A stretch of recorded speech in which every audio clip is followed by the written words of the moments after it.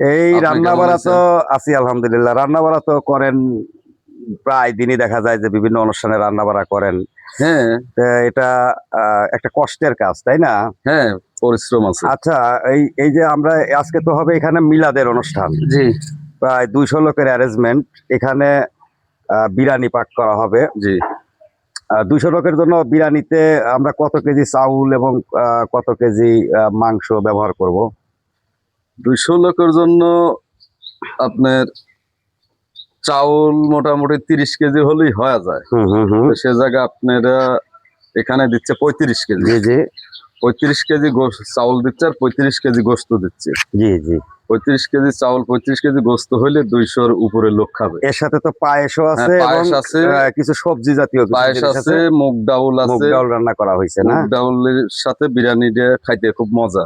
আচ্ছা, অনেক ক্ষেত্রে দেখা যায় যে যারা বিদেশে অবস্থান করে সপরিবারে, তাদের আত্মীয় স্বজন, দাদা দাদি নানা নানি বা স্ত্রী সন্তানের জন্য যদি এরকম অনুষ্ঠান করতে চায়, তারা হ্যাঁ, তারা তো আসলে এদেশে এরকম লোক পায় না। হ্যাঁ।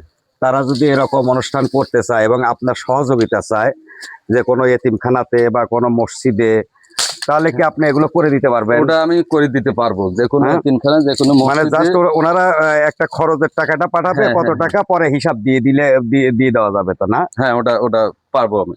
ওকে, আমাদের লিপন ভাই আসলে অনেক বড় মনের মানুষ। আপনারা যারা বিদেশে থাকেন, প্রবাসী জীবন যাপন করেন, দেশে আসা হয় না, বাপ মা আত্মীয় স্বজন দাদা দাদি যারা মারা গেছে তাদের মাগফিরাত কামনার জন্য আপনাদের মন কাঁদে, কিন্তু আপনারা কোনো ব্যবস্থা নিতে পারেন না। আপনারা যদি এ বিষয়ে আপনাদের মৃত আত্মীয় স্বজনের জন্য দোয়া এবং মানুষকে যদি কোনো খাওয়ানোর কিছু আয়োজন করতে চান, তাহলে আমাদের সাথে যোগাযোগ করতে পারেন। লিপন ভাই সমস্ত অ্যারেঞ্জ করে দেবে। সেক্ষেত্রে আপনারা এতিমখানা পছন্দ করতে পারেন বা হাফিজিয়া মাদ্রাসা অথবা কোনো মসজিদে আমরা নিজেরাই গরিব মানুষকে দাওয়াত করে আপনাদের মৃত বাবা মা ভাই বোন আত্মীয় স্বজন যারা আছে তাদের মাগফিরাত কামনার জন্য হ্যাঁ, দোয়া করে দেওয়া সম্ভব। এবং হবে। আপনারা যদি সহযোগিতা চান, করা যাবে তো নাকি? হ্যাঁ, ইনশাল্লাহ করা যাবে। ওকে, ভালো থাকেন সবাই।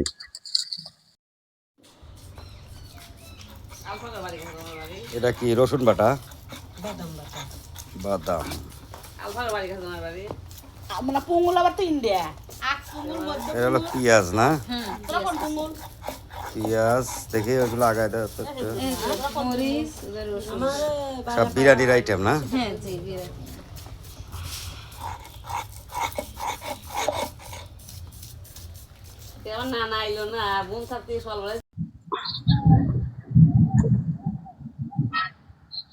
প্রথমে কি রান্না করা হবে?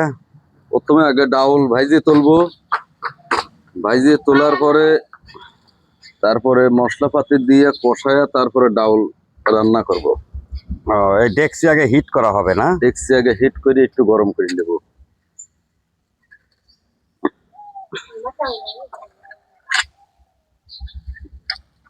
রান্নার প্রথম ধাপ শুরু হয়ে গেছে। ছোট ভাই লিপন বাবুর্চি আমাদের পাবনা জেলার সাতিয়া থানায় যে কয়েকজন নামকরা বাবুর্চি আছে তার মধ্যে আমাদের ছোট ভাই লিপন একজন।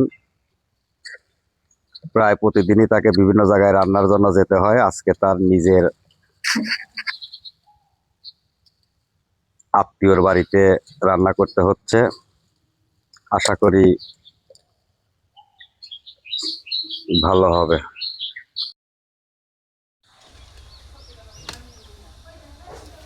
আজকে আমাদের বাড়িতে একটা দোয়ার অনুষ্ঠান হবে মৃত ব্যক্তির নামে।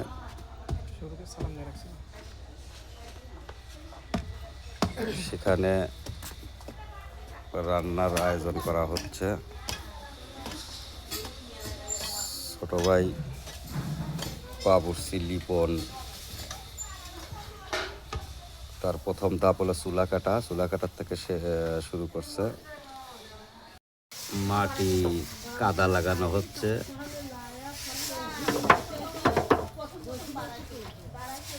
যাতে ডেক্সিতে ময়লা না হয় না, এটার জন্য এটা না? এটা দিলে মাটি ডেক্সি কালি হয় না।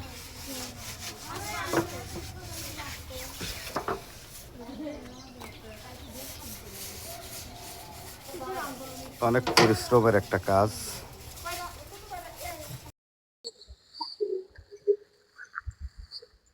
এই যে ডাউল এখন ভাইজে তুলবো একটু তেল দিয়ে। ডাউল ভাইজে এটাকে বিরিয়ানির সঙ্গে খাওয়ানোর জন্য না, এটা খাওয়ার জন্য আর কি, যাতে বিরিয়ানির সাথে আর যাতে কি। যে মাংসের ঝোল বা সুরার কাজটা করে না। হ্যাঁ হ্যাঁ, অনেক টেস্টি হবে তাহলে। অনেক টেস্টি হবে, খাওয়া মজা হবে আর কি। খাইতেও পারবে বেশি। ওকে ভাই, দেখতে থাকেন আমাদের শেষ পর্যন্ত, আমাদের সাথে থাকবেন। ভালো লাগলে লাইক কমেন্ট শেয়ার করবেন।